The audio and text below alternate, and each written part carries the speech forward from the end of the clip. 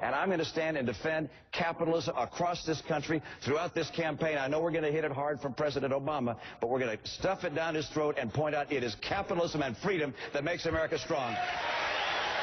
Let's be clear. Everything in Governor Romney's record is fair game. He's running for president. That means everything is fair game.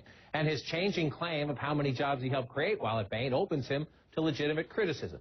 But Team Obama also has some explaining to do if it is going to define Bain as a boogeyman. For starters, if Bain is so bad, why is Bill Clinton so happy to pose with one of its top officers? That's Democrat Steve Pagliuca there. And wait, that's top Obama strategist David Axelrod right there courtside at the Boston Garden for a Celtics-Bulls game as a guest of the Celtics ownership, including that Bain partner. Now, if you look at political contributions from Bain employees over half dozen years, Democrats enjoyed a more than 2-to-1 advantage. In just this race for the White House, though, yes, Governor Romney has raised more from Bain employees, more than $232,000. Still, the president has accepted just shy of $50,000 so far from the guys Rick Perry called vulture capitalists during the GOP primaries. Here tonight to talk truth, Time Magazine, Deputy Washington Bureau Chief Michael Crowley, Democratic strategist, and our CNN contributor, Maria Cardona, and Romney campaign senior advisor Kevin Madden. You don't like this ad.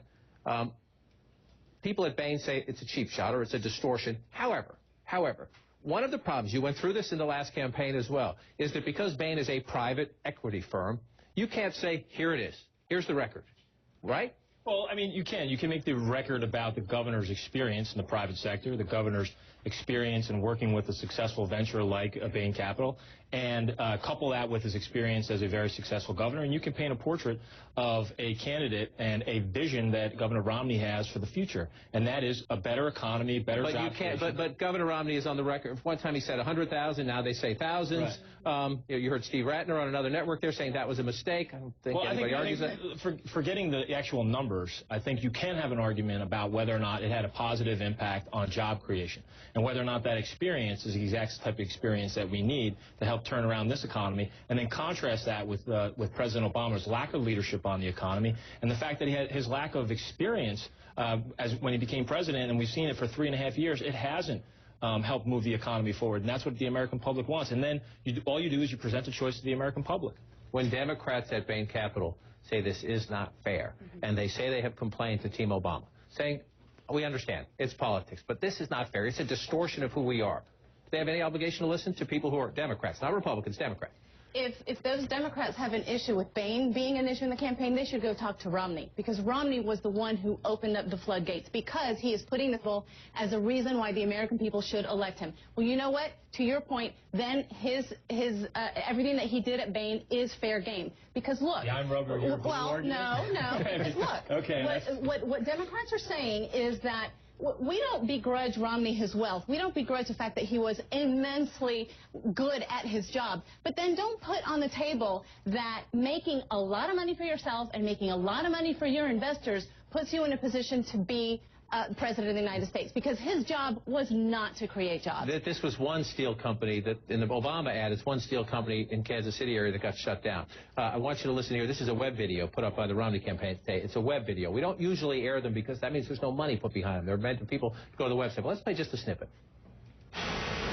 SDI almost never got started.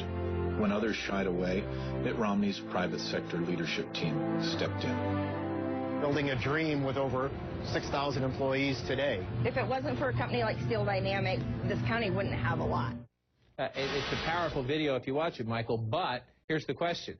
Is Governor Romney taking the bait? If he spends his precious resources defending his record, is he taking time away from questioning the president? I think he probably is, because I think the most profitable route for him is to just attack Obama's economic record. And I think that you frequently see that when an attack comes in against him, he goes straight back to jobs, to the economy. And so that is the playing field that Romney wants to be on. He's somewhat on the defensive here, but I think he can't just let this go. Obama doesn't want to talk about the economy. He wants to define Romney right now. He wants to demonstrate to people that he is not an economic steward that they can trust and who's looking after their interests. So he's kind of taking the bait, but I don't think he can let Obama define him at this early stage. It's a very important moment. I would just argue that it's not, I don't think we're at all on the defensive. I think we see this as an opportunity to really offer a choice to the American public about what you want out of a president with regards to experience of creating jobs. That when you actually have that choice in November about a president who hasn't created enough jobs, hasn't put the economy back on track. And the Obama campaign is going to be happy to take that comparison, because you have Obama, who's created 4.2 million jobs, versus Romney at Bain, questionable job creation numbers. He created a lot of jobs in China and in Indonesia, and then as governor, he was 47th in job creation in the country. Right, I think that's a good comparison. We'll call a quick time out. Mr. Madden will prepare his rebuttal to that. With a quick time out, everyone will be back in just a moment. More politics, including some new poll numbers that, guess what? The presidential race shifting yet again. Also coming